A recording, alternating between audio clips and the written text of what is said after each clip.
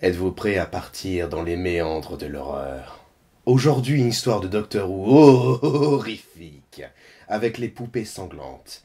En VO, Baby Sleepy Faces. L'histoire est tirée de Doctor Who Tales of Terror. Les poupées sanglantes. Il savait que c'était une idée stupide, mais il ne disait jamais non à un défi, surtout s'il s'agissait d'un défi lancé par l'un d'eux. Même si ce dernier les entraînait dans la forêt au beau milieu de la nuit. La faible lumière de leur lampe torche éclairait le sol jonché de feuilles boueuses et de buissons épineux. La lune brillait dans le ciel nocturne, mais les branches d'arbres entremêlées au-dessus de leur tête les privaient de sa douce lumière bleue. Amber et Ross étaient jumeaux. Ils n'aimaient pas qu'on leur rappelle car ils étaient tous deux très différents. Amber était vive et curieuse, toujours à l'affût de mystères à résoudre et de réponses à ses questions. Ross était calme et réfléchi, la tête pleine d'idées bien arrêtées. Il y avait cependant deux choses qu'ils avaient en commun, leur amour de la compétition et leur grande taille. C'est un affrontement, disait toujours leur père. Ils font tous les deux la course vers les étoiles, tout en gardant les pieds sur terre. Leurs pieds cheminaient à présent au milieu des ronces, alors qu'ils se frayaient un chemin au milieu de la forêt sombre et silencieuse. Amber ouvrait la voie, clamant qu'elle était la plus rapide, mais Ross n'avait de cesse de la rattraper pour prouver qu'il était le plus courageux.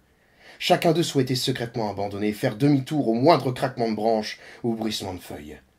Mais c'était une compétition qu'ils voulaient tous deux remporter. 3 jours plus tôt, Amber avait réveillé Ross pour lui montrer quelque chose d'étrange. Elle l'avait conduit à la fenêtre de sa chambre et lui avait montré une colline au loin. En temps normal, on voyait la silhouette assoupie de l'usine de poupées abandonnée à l'orée du bois, mais ce soir-là, une fumée grise s'échappait des cheminées de l'usine et une mystérieuse lumière blanche traversait ses fenêtres brisées. Le même phénomène se reproduisit la nuit suivante et la nuit d'après. Elle a rouvert, voilà tout. Et recommence à fabriquer des poupées, avait sobrement conclu Ross. Comme ça? Sans prévenir? Avait rétorqué Amber. Papa n'en a pas parlé. Leur père avait travaillé dans l'usine de poupées, comme tous les parents du coin. Quand l'usine avait fermé, ils avaient tous perdu leur emploi. La fermeture de l'usine avait été un coup dur pour les habitants du village. Beaucoup d'entre eux étaient partis chercher du travail dans la ville voisine, et ceux qui restaient bataillaient pour trouver un emploi et nourrir leur famille. Le village était devenu un endroit sinistre. Si l'usine réouvrait, tout le monde pourrait être heureux à nouveau. Les gens retrouveraient leur travail, n'auraient plus à partir en chercher ailleurs. Cela aurait pu sauver la ville. « Je vais aller voir par moi-même », avait fièrement déclaré Amber. « Non, c'est moi qui vais y aller », avait déclaré encore plus fièrement Ross. Les jumeaux se tenaient côte à côte devant l'usine et observaient les volutes de fumée s'élevant dans le ciel nocturne. Ils pouvaient apercevoir des rayons de lumière derrière les vitres encrassées des fenêtres. Tout était trop calme. C'était pas normal. L'immense construction de béton dégageait une dérangeante impression de vide. Ils s'introduisirent sans tarder dans le bâtiment, à travers une interstice dans une de ses portes de bois, et se retrouvèrent dans un entrepôt abandonné rance et humide. Leur torche éclairait faiblement une rangée de boîtes poussiéreuses et un sol couvert de bras et de jambes de poupées. Ross trouva un interrupteur et regretta instantanément d'avoir allumé l'unique ampoule qui pendait au plafond. Des étagères entières de poupées brisées les fixaient, leurs regards vides, montrant silencieusement les intrus de leurs doigts potelés. Des rangées de petits orteils se dressaient au plafond, côtoyant les toiles d'araignée. Dans un mouvement de recul, Amber heurta un bocal rempli d'yeux en verre luisant. Les yeux s'agitèrent un moment dans le récipient avant de reprendre leur place. « C'est vraiment effrayant, » murmura-t-elle. « T'as peur » demanda son frère. « Non, j'ai dit que c'était effrayant, pas que j'étais effrayé. »« Si tu le dis. » Ils repérèrent une porte de bois à l'autre bout de l'entrepôt, bordée d'étagères poussiéreuses, remplies de poupées démembrées. Ils se jetèrent un regard nerveux. « Fais pas ton bébé, Ross. C'est toi le bébé !» Ils coururent vers la porte et l'ouvrirent avec fracas. Ce qui les attendait de l'autre côté les laissa bouche bée.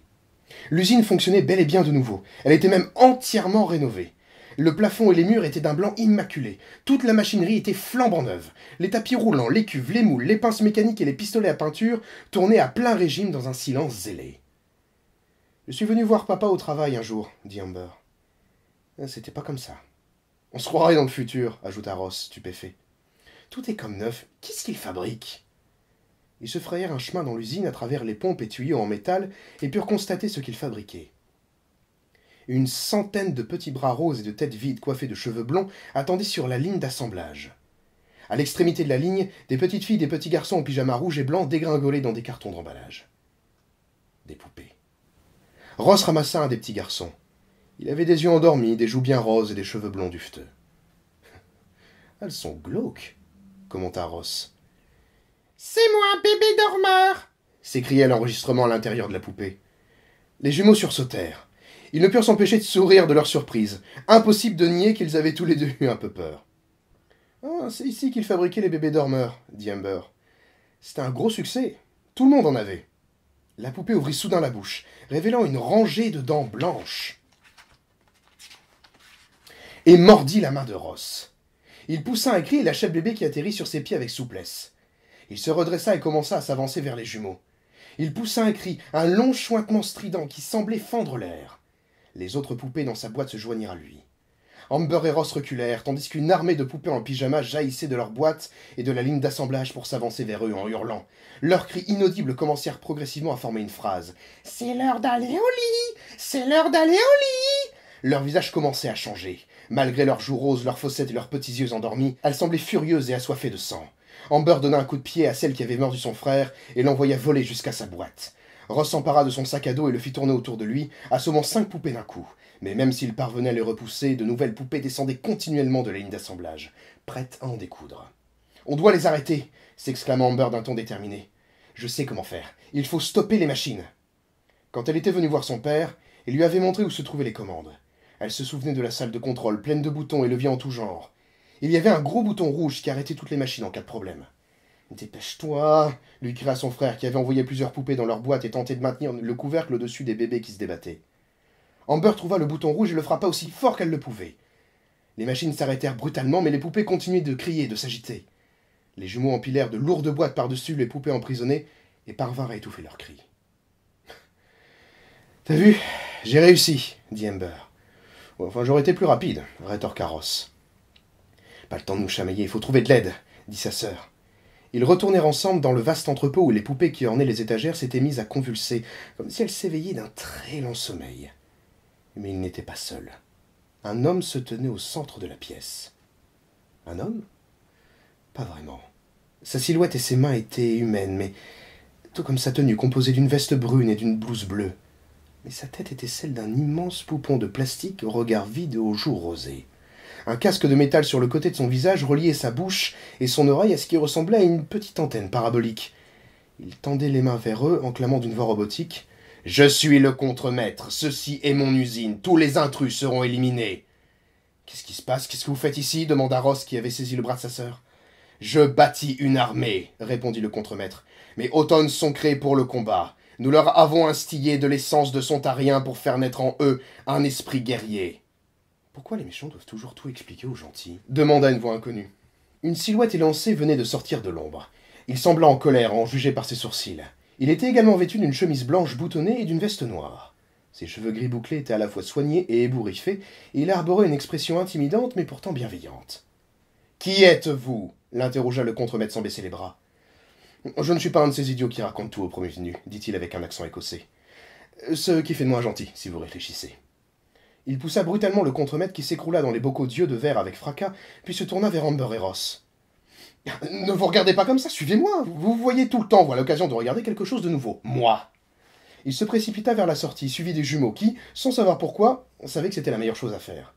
« Nous sommes en sécurité maintenant, » dit Amber une fois à l'extérieur. « Ne soyez pas ridicule, » répondit l'étranger. « Vous n'êtes pas en sécurité. Non, on ne l'est jamais. Dans ce cas précis, vous n'êtes particulièrement pas en sécurité. »« Qui » commença Amber. « Êtes-vous » termina Ross. « Le docteur, extraterrestre, tout court. » Il sourit. « Toi, c'est Ross. Et toi, c'est Amber. Vous êtes jumeaux.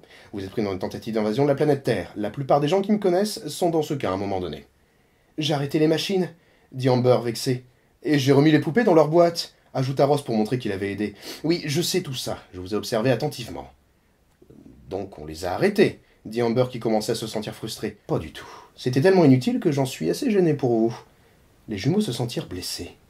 Le docteur farfouilla dans ses poches et en sortit un paquet de petites cartes.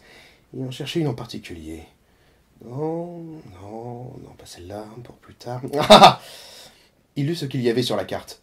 Bon travail. Vous avez fait de votre mieux pour déjouer un complot ou une invasion extraterrestre. Rayez la mention inutile. Mais vous avez échoué pour cette fois. Comment ça, on a échoué demanda Amber qui n'avait pas pour habitude de se tromper. Il y a un extraterrestre qui s'appelle la conscience Nesten, répondit le docteur. Il contrôle le plastique. Tout le plastique. Vous l'avez empêché de fabriquer une armée de poupées automne assoiffées de sang. Mais il peut contrôler beaucoup d'autres choses. Des jouets, des mannequins adoptant une forme taillée pour le combat. La forme humaine. Avant que les jumeaux n'aient le temps de comprendre ce que le docteur leur disait, la terre se mit à trembler. Et votre stupide espèce enterre des déchets en plastique dans le sol depuis des années. Cette usine a dû fermer parce que vous en aviez enterré beaucoup trop. Nous sommes au-dessus d'une décharge de plastique demanda Ross. Oh, si seulement. Nous sommes au-dessus d'un cimetière de poupées, dit le docteur avec un sourire extatique. Le sol commença à se fendre sous leurs pieds, l'herbe à se retourner, des centaines et des centaines de poupons en plastique défectueux commencèrent à sortir de terre. Les poupées au visage déformé, certaines dépourvues d'yeux et de bras émergeaient des profondeurs, telles de minuscules zombies en plastique assoiffés de vengeance. Et leur cible était le docteur, Amber et Ross. Bientôt le sol ne fut plus qu'une mer de petits corps artificiels. Impossible de faire le moindre pas. Les poupées rosâtres s'avançaient sous la lune dans leurs pyjamas rayés en lambeaux. La voix synthétique qui s'échappait de leur corps scandait en chœur leur nom. « C'est moi, bébé dormeur !» Le docteur sortit une paire de lunettes de soleil. « On est au beau milieu de la nuit !» s'écria Ross. « Il n'y a pas de soleil !»« Il y a toujours un soleil !» rétorqua le docteur en mettant les lunettes sur son nez. « Qu'est-ce qu'on vous apprend à l'école? Ces planètes ne s'arrangent pas. De toute manière, je n'ai pas besoin de soleil. J'ai besoin de... mon TARDIS. » La suite bientôt. Don't forget to subscribe to the official TARDIS Story YouTube channel.